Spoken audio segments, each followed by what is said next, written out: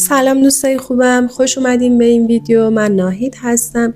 توی این ویدیو میخوام که با من بیشتر آشنا بشید.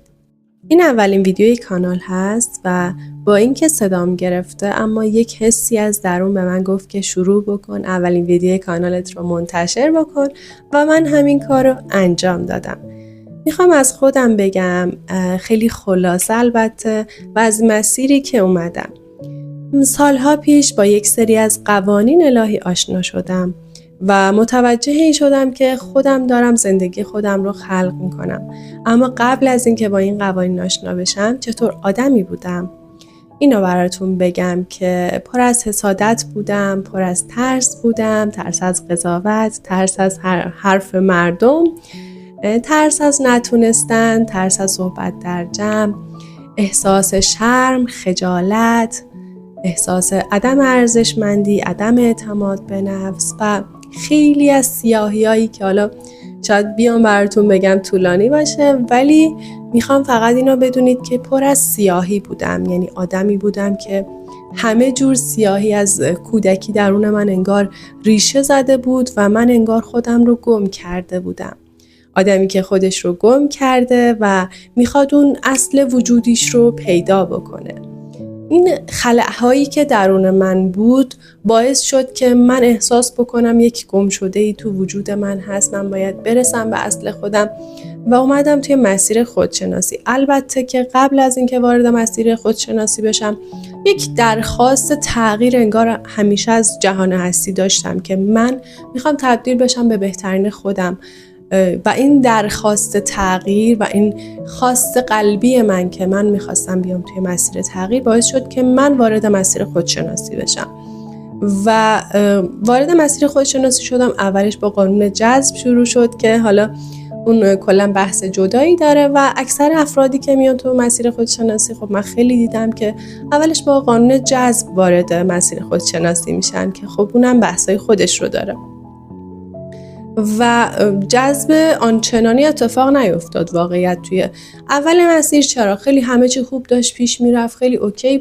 بعد متوجه شدم که اصلا داستان چیز دیگه ایه. من باید خودم رو بیشتر بشناسم، من باید وصل بشم به اون درون خودم و متوجه یه چیز جالبی شدم، این که اگه من همون ابتدای مسیر خواسته هام رو جذب میکردم، خواسته های مادی منظورمه یا حتی خواسته های عاطفی، و اگه اونا رو جذب می کردم شاید من هنوز هم خلأ داشتم. چرا؟ چون که من رسیدن به اون خواسته ها من رو راضی نمی کرد. در واقع من دنبال اونها نبودم. شاید به ظاهر فکر می کردم که من با رسیدن به اون خواسته ها احساس بهتری رو تجربه می کنم و شاید این چند روز اتفاق می افتاد که چند روز احساس بهتری داشته باشم با اون خواسته ها. اما متوجه شدم که اون خواسته ها در واقع یک بهانه هستن که من وارد مسیر خودشناسی بشم، خودم رو بیشتر بشناسم و اگر ابتدای مسیر ما به اون خواسته هامون برسیم و فکر میکنیم که خب قانون کار کرد دیگه، همه چی تموم شد، من دیگه به خواسته هام رسیدم، بازم خلأ تو وجودمون خواهد بود. چرا؟ ما چون که به اون مسیر اصلیه نرسیدیم. اون خواسته ها در واقع خواسته های فرعی به نظرم و به اعتقاد من افرادی که وارد مسیر قانون جذب میشن، بعد وارد مسیر خودشناسی میشن و به اصل خودشون میرسن، در واقع اونجاست که قانون جذب براشون کار میکنه. چرا که ما باید اول به اون اصله برسیم، بتونیم خودمون رو ارتقا بدیم، بعد قانون جذب میاد برای ما کار میکنه. در واقع ما بی نیاز میشیم، ما اون خلأهای درونیمون رو در واقع با وجود این که خودمون رو پیدا میکنیم، با وجود این که به اصل خودمون وصل میشیم پیدا میکنیم، اون خلأها پر میشه و در واقع ما انگار سیراب میشیم، انگار پر میشیم از اون انرژی خداوند و وقتی که این اتفاق میفته تازه قانون جذب میاد برای ما کار میکنه، تازه اون خواستهایی که میخواستیم، اون احساسات، اون نمیدونم رابطه عاطفی، اون خواستهای مادی انگار کم کم دیگه شروع میکنم میان سمت ما. چرا؟ ما بی نیاز شدیم.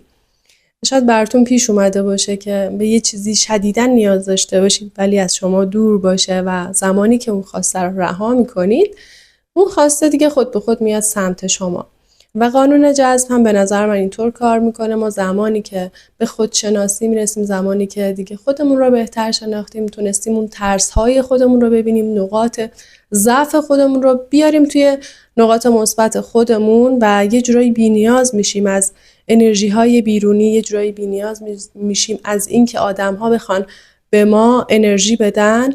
اونجاست که قانون جذب برای ما کار میکنه. برای من هم این اتفاق افتاد. واقعا پر از سیاهی بودم، پر از احساس ترس بودم. حالا خیلی واقعا احساس میکنم نسبت به آدم‌های دیگه خیلی سیاهی بیشتری داشتم و خدا رو شکر میکنم توی این مسیر هستم و خدا رو شکر میکنم که وارد مسیر خودشناسی شدم و خودم رو با قبل خودم مقایسه میکنم، میبینم هیچ ربطی به اون آدم گذشته ندارم و واقعا از درون یه سری اتفاقات افتاده که من رو متحول کرده. من تونستم خیلی نزدیک بشم به اون آدم شجاعی که همیشه فکر میکردم باید بهش تبدیل بشم. نمیخوام بگم کامل دیگه من اوکی شدم، من دیگه نیاز ندارم رو خودم کار کنم. نه، ما انسانیم.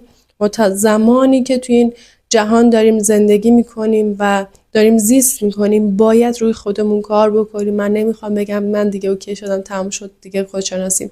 نه، من مسیری که اومدم تا اینجا خیلی تجربه ها کسب کردم، تونستم به لطف خدای بزرگ تجربه‌ای را کسب کنم که دوست دارم با شما به اشتراک بذارم و توی مسیرتون امیدوارم بهتون کمک بکنه که انسان بهتری بشید، شجاعتر، جسورتر، سالمتر، ثروتمندتر و بتونید یه زندگی عالی رو توی این جهان تجربه بکنید. و منتظر نظرتون هستم. ممنون که تا آخر ویدیو با من همراه بودین. انشالله تو ویدیوهای بعدی بازم بیشتر از خودم براتون میگم. دوستتون دارم.